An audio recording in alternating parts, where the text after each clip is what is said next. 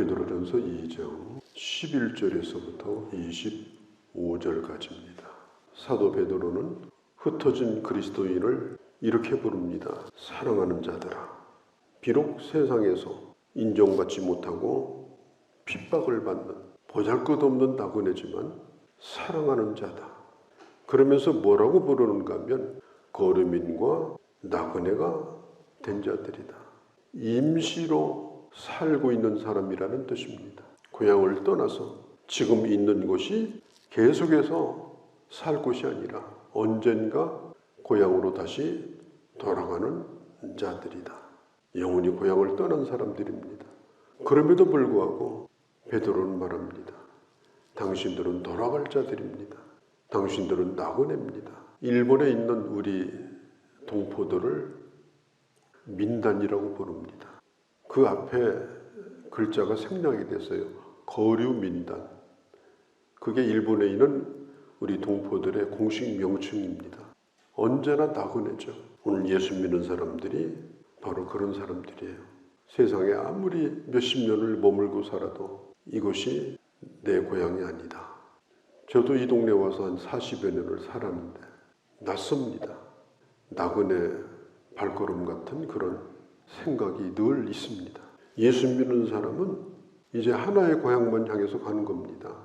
하나님의 나라를 향해서 서 있는 곳이 어디든지 거기서 살 때, 거기서 살다가 나그네 삶을 마치고 하나님 앞에 가는 그런 임시 거류민으로 우리는 지금 이 세상을 살아가고 있는 것입니다. 특별히 사도 베드로는 나그네 삶을 살면서 영혼을 거스려 싸우는 육체의 정욕을 거스리라. 그걸 거스리면서 살라. 사도 바울은 예수 믿은 지 30년이 됐는데 로마서 7장에 보면은 내가 원하는 선은 행하지 아니하고 자꾸 악한 것만 내가 지금 따라가고 있다. 내 몸이 지금 썩어가고 있다. 이걸 이기기가 쉽지 않다. 우리는 육신을 가지고 있기 때문에 항상 육신을 향해서 기울어집니다. 내 이익, 내 자존심, 내 욕심, 내 입장 이런 것이 언제든지 나를 끌고 가는 거예요.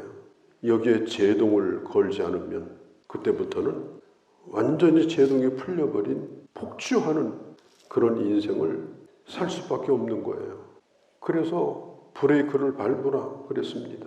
고난 가운데서 슬픔 가운데서 우리 인생을 살도록 세상이 그냥 두지 않아요. 더 짓밟습니다. 더 슬프게 만듭니다. 그럴 때일지라도 내가 세상과 똑같은 사람이 돼서 살아가면 안 된다. 특별히 예수 믿는 사람은 이 세상에서 단정한 생활을 해야 됩니다. 하나님이 주신 자유, 그 자유 안에서 살아가야 됩니다. 그 자유가 하나님 앞에 덕이 되도록 해야 됩니다. 알고 보니까 참 예수 믿는 사람이더라. 역시 예수 믿는 사람은 참 다르더라. 그런 소리를 들어야 됩니다. 고린도후서에 보면은 우리는 예수 그리스도의 편지라고 했습니다. 예수 안 믿는 사람은 성경을 읽고 예수 믿는 게 아니고 예수 믿는 사람의 삶을 보고 예수 믿습니다. 우리의 삶을 자세하게 지금 읽고 있는 거예요. 불신자들이. 아, 저 집 분명히 예수 믿는 집인데 사는 거 보니까 그러면 전도 못합니다. 우리가 예수님을 말하고 복음을 전하려고 하면 비록 우리가 나그네 삶이지만 예수 그리스도의 보냄을 받은 자로서 내 삶이 복음서가 되고 내 삶이 간증이 돼서 그들이 주님을 볼 수 있도록 해야 우리가 전도도 하고 예수님에 대해서 말도 하고 그렇게 할 수 있는 겁니다. 교회 안에서도 마찬가지예요. 내가 어떤 사람에게 정말 예수님에 대해서 증거를 하고 간증을 하고 예수님 얘기를 하려면 먼저 내가 똑바로 살아야 돼요. 교회 안에서도 그렇게 살지 못하면 누가 그의 말을 듣겠습니까? 누가 그에게 양육받고 그런 사람을 가까이 하지 않습니다. 거룩한 하나님의 사람을 만나면 교회 안에서도 저 사람에게 내가 저렇게 말씀 안에서 양육받으면 참 좋겠구나. 도대체 제가 믿는 예수가 누구냐. 나도 좀 한번 그분을 만나고 싶다. 이런 생각을 가지게 되는 것입니다. 기독교는 금욕주의가 아닙니다. 이 세상을 등지고 사는 고립된 사람들이 아니에요. 세상 사람들이 하는 시민의 의무를 다 해야 되는 것입니다. 그리고 이 세상에 세워준 기관들, 지도자들에 대하여 선한 마음을 품고 살아야 됩니다. 왜냐하면 하나님께서는 벌 줄 자를 벌 주고 상 줄 자를 상 줄 자로 그들을 세운 거예요. 우리가 개인적으로 누구를 벌을 못 줍니다. 우리에게는 그런 권리가 없어요. 국가에게 그런 권리를 주었습니다.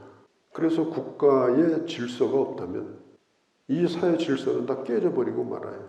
그래서 국가가 정의롭도록 바르게 판단할 수 있도록 우리는 그들을 위해서 기도해야 되고, 그리고 우리 자신도 그 법을 잘 지키는 건강한 시민으로 그렇게 살도록 애를 써야 되는 것입니다. 건강한 시민도 못 되는데 내가 하나님의 시민이다 이렇게 말하고 다니는 건 어려운 일입니다. 그래서 성경은 국가기관이나 우리 위에 주신 이런 권세들은 하나님이 주신 일반 은총입니다. 그래서 국가가 건강하게 갈 수 있도록 내가 먼저 모범을 보이고 또 교회가 모범을 보이고 이 세상에 있는 그리스도인들이 좋은 모범을 보이면 좋은 세상이 되는 거예요. 저 아스팔트에 가서 소리 지르고 외치고 다닌다고 그 세상이 변화되는 게 아닙니다. 오늘 이 베드로는 말합니다. 이 땅에 발을 붙이고 살 수 없는 비록 나그네일지라도 우리가 땅에 살고 있는 동안에는 우리가 이 땅에 좋은 시민으로 살아야 된다. 예수님께서도 말씀했잖아요. 가이사의 것은 가이사에게, 하나님의 것은 하나님에게. 이게 무슨 얘기예요? 우리는 하나님의 백성이지만 땅의 시민으로 살기 때문에 이 두 가지를 잘 해야 된다. 하나님의 백성으로도 잘 살아야 되고 건강한 시민으로서도 잘 살아야 된다라고 하는 것입니다. 그게 13절에 주를 위해서 사는 겁니다. 건강한 시민으로 사는 것도 위정자들이 일을 잘할 수 있도록 도와주는 것도 우리가 살고 있는 이 세상이 건강한 생태계가 될 수 있도록, 이 생태계가 파괴되면 사람도 살 수 없는 땅이 돼요. 내가 먼저 빛과 소금이 되는, 세상을 정화시키는 그런 역할을 해야 된다. 오늘 성경은 강조하고 있습니다. 사람들은 남 험담하는 걸 좋아해요. 제가 연합하는 모임이든지 사람들 이런 모임에 가보면, 근데 저는 단 한 번도 거기 있는 사람을 험담하는 걸 못 봤어요. 거기 없는 사람을 험담해요. 자주 안 보이는 사람을 맘 놓고 험담을 해요. 그냥 아무 생각 없이 험담을 하니까. 그런데 제가 가 있으면 험담을 못하죠. 그러면 이 세상이 우리를 욕하지 못하도록 하는 것이 뭐냐? 선한 행실로 하나님의 사람답게 사는 겁니다. 사람들 가운데서 참 예수 믿는 사람은 그래도 참 뭔가 다르구나, 이런 것을 분명하게 보여주면, 나를 봐서라도 교회를 욕한다든지 예수 믿는 사람이 다 그렇다고 절대로 그런 말은 하지 않는다. 왜? 안 그런 사람도 봤기 때문에.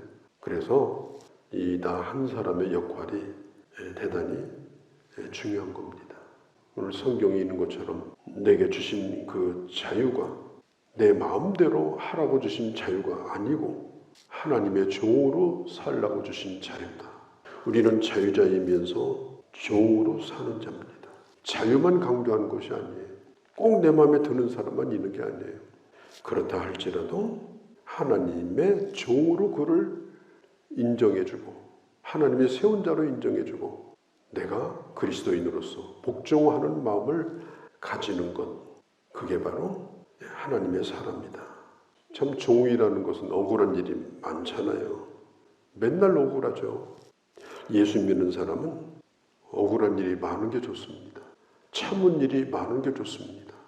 한 번도 참아보지 못한 사람, 억울해보지 않은 사람, 할 얘기 다 하고 하고 싶은 거 다 한 사람은 종은 본래 억울한 거예요.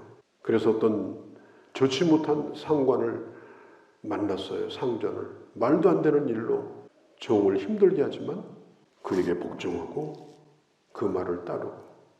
그럼 상을 누가 주셔요? 그 상관이 주는 게 아니에요. 하나님이 상을 주시는 겁니다.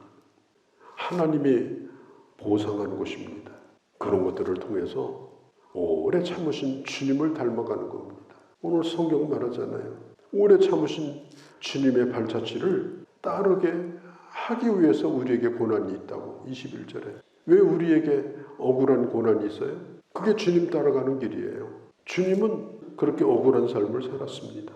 그러나 한 번도 얼굴을 대면하여 그들을 향해서 싸우든지 그들을 욕하든지 그들을 협박하든지 그들에게 가서 따지든지 단 한 번도 그렇게 하신 적이 없습니다. 예수님은. 그 예수님을 따라가라는 겁니다. 주님은 고난받으실 이유가 전혀 없어요. 하나님의 뜻을 위해서 고난을 당한 겁니다. 욕먹을 일이 전혀 없어요. 주님은. 주님에게는 그 입술에 단 한마디도 거짓이 없었습니다. 그런데도 주님을 향해서 얼마나 많은 거짓말을 하고 주님을 억울하게 했는지 모릅니다. 성경에 보면 주님에게서는 그런 걸 찾아볼 수가 없습니다. 23절에 보면 왜 그랬는가? 다 맡기고 그를 위해서 기도할 뿐이었다. 못 참는 거예요. 주님을 닮아가는 것.